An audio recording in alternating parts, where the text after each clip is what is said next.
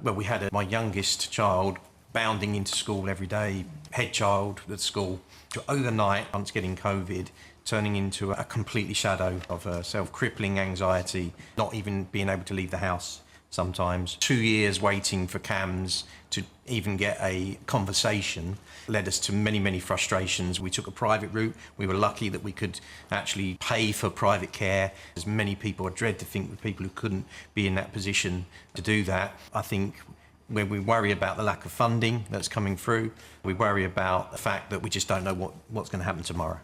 Gary?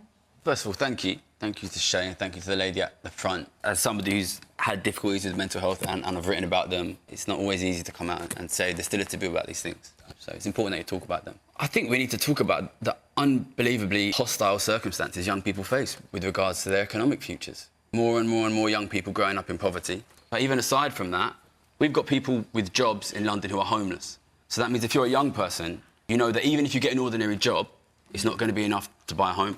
It's not going to be enough to have a family. So just doing the right thing, working and getting a job, it doesn't even guarantee you can feed your kids. We have to look at this. And then obviously, if you're a young person, you're thinking, well, if I don't get the best grades and I don't get to the best university, then I'm not even going to be able to have a family. What kind of world have we made here? We always look at the individual, this person has a mental health problem. It doesn't come out of nowhere. These people don't just suddenly get sick. My dad worked for the post office and he had a family and he bought a house and he has a retirement, he has a pension.